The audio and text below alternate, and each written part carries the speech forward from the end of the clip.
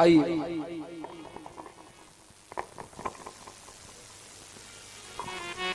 आइए बाबा, आज क्या सुन रहा हूँ, विश्वामित्र मिले पुण्य आई, विश्वामित्र मिले पुण्य आई।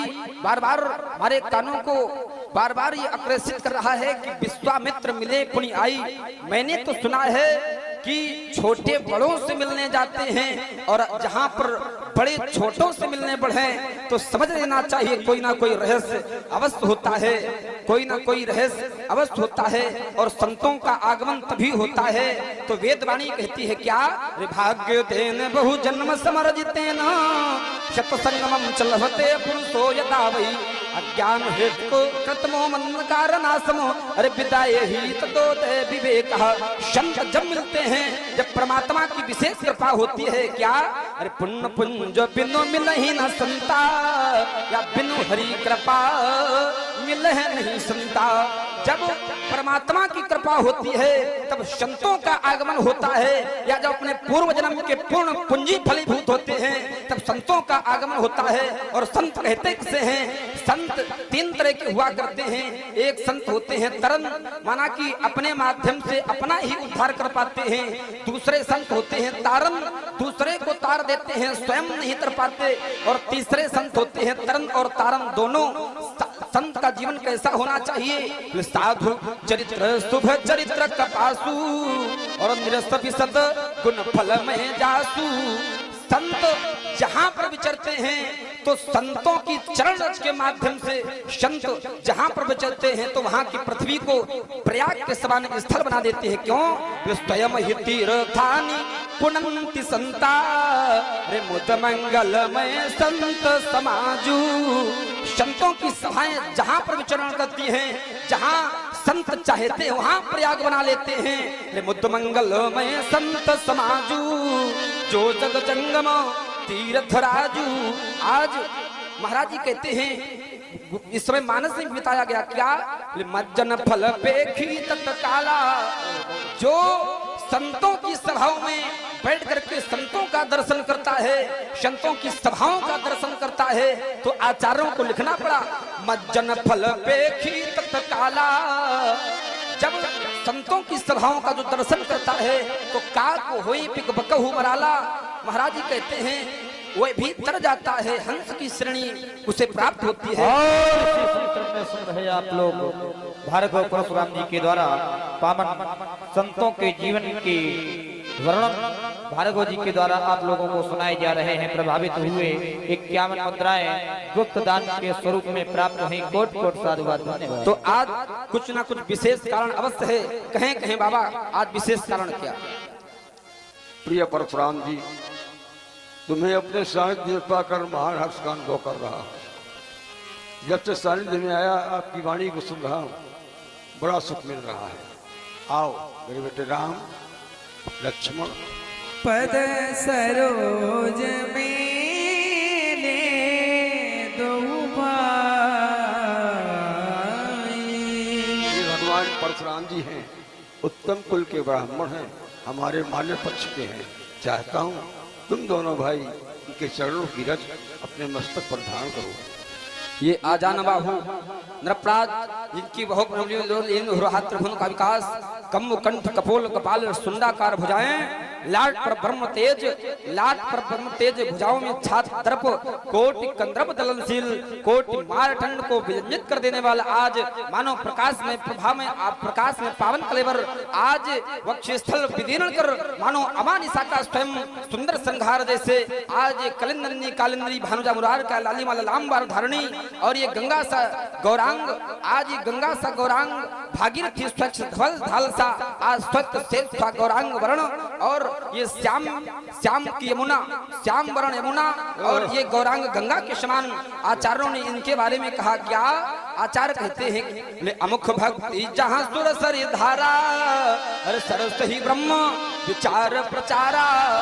और इनके बारे में कहते हैं कि यमुना, यमुना में जो स्नान करता है तो अगर भक्ति चाहते हो तो यमुना जी में स्नान करो, और अगर मुक्ति चाहते हो तो गंगा जी का दर्शन करो।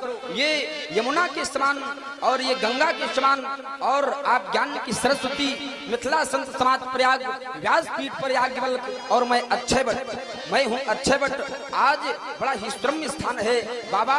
बालकों ने हमको प्रणाम किया, लेकिन बालक हमसे भले ही परिचित हों, लेकिन हमसे सीधे सीधे अपरिचित हैं। अर्थ इन बालकों का परिचय। प्रिय परशुराम जी, इन बालकों का अलौकिक परिचय इस प्रकार है। ये चंचल चखन जाको लखन स्नान ताको, प्रेम रूप धाम जाको राम स्नाम है। ताड़ुका संहारी सुबाव भून डारोइन, प्रिय गौतम की ताई सो गई इस धाम है। ये मोह मद मत्सर मिटावे और अरण संहारिबे में निपट ये राम है। राम लखन दो भैया दशरथ के छैयन को अवधपुर धाम है। महाराज दशरथ जी के पुत्र राम और लक्ष्मण है। दशरथ, मैंने तो सुना है बाबा कि दशरथ के कोई आज तक संतान नहीं, लेकिन ये दशरथ जी की फिर कैसे उत्पन्न हुए हम जानना चाहिए। कृपा है आप लोग ब्राह्मणों। अच्छा, ब्राह्मणों की कृपा से उत्पन्न हो गए बाबा।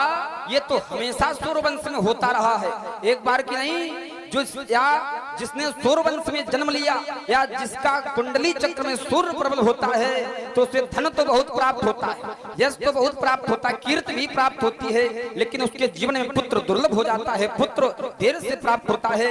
ये तो सूर्यवंश में हमेशा होता आया है। पुत्र अगर उत्पन्न हुए हैं सूर्यवंश में, तो ब्राह्मणों की कृपा से एक बार की बात है, एक बार की बात है। आचार्य लिखते हैं, श्राद्ध देव मनु की कोई संतान की प्राप्ति ना हुई। जिस समय श्राद्ध देव मनु के इसी सूर्यवंश में किसी भी संतान की प्राप्ति ना हुई, तो उन्होंने स्वयं इस पुत्रेष्ठी यज्ञ को करवाया। तो पहले कन्या प्राप्त हुई, तो बाद में वशिष्ठ जी ने उसको पुत्र में परिणत किया। और एक बार राजा यवनास ने पुत्रेष्ठी यज्ञ करवाया इसी सूर्यवंश में। जब उन्होंने पुत्रेष्ठी यज्ञ करवाया, पुत्रेष्ठी यज्ञ का अनुष्ठान चल रहा था, रात्र में उनको प्यास लगी। संतों द्वारा अभिमंत्रित जल उसी यज्ञ मंडप के अंतर्गत रखा था। राजा यमनास्थ ने उसी जल को पान किया। राजा यमनास्थ ने स्वयं गर्भ को धारण किया। उसी से आज एक बालक की उत्पन्न हुई, जिसका नाम रखा गया मानधाता, जिसका पालन देवराज इंद्र के माध्यम से किया गया। तो ये तो कोई नई बात नहीं बाबा।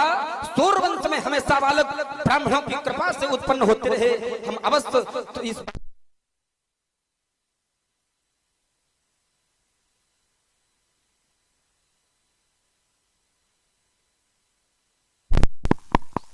अवश्य हम सुबह इन बालकों को शुभ आशीर्वाद से अलंकृत करते हैं। क्या? अरे हे राम तुम्हारे जीवन का, हे राम तुम्हारे जीवन का, अरे सुंदर इतिहास अलग होगा, और जग में विश्वास बहुत होंगे, पर तेरा विश्वास अलग होगा। ये चरित्र तुम्हारा इस वसुधा पर राम, ये चरित्र तुम्हारा इस अरे वसुधा पर ये रामायण बनकर गूंजेगा। राम संसार के लोग पुकारेंगे, राम आवाज दोगे आयन, रचना हो जाएगी रामायण।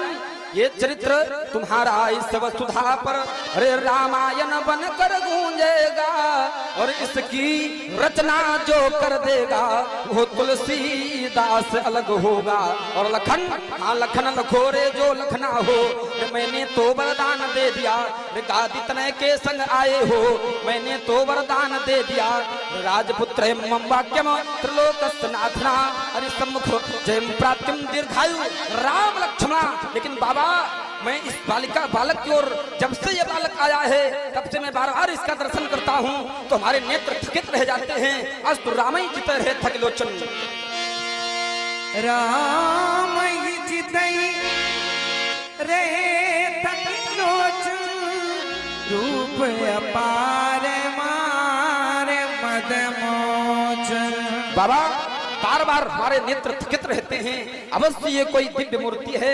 अरे गाधिनंदन, अरे गाधिनंदन, रुक जाओ हमारे कहे, अरे सुंदर सलोने सांवरे को भरी नैनना देख लेने दो। हमरा है अगाध प्रेम हृदय मन मानस में, अरे हृदय का पवित्र चित्र आज खींच लेने दो। आज लग रहा है क्यों ना सुधा का सिंधु पाकर बुझा लूं सुधा, आज मकरंद रस छक छक पी लेने दो। लग रहा है आज साधना, लग रहा है ये साधना पूरी हुई है हमारी। अब व्यर्थ में तन तपा कर क्या करूंगा, लग रहा है अब साधना पूरी हुई है हमारी। अब व्यर्थ में तन तपा कर क्या करूंगा। राम अगर बल है हमारी साधना में, तो मैं तुम्हें अपना बनाकर ही रहूंगा।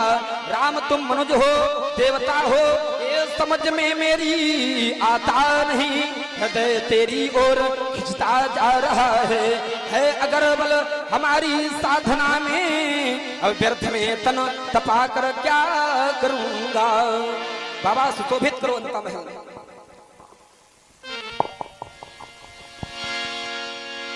बहुरी बिलो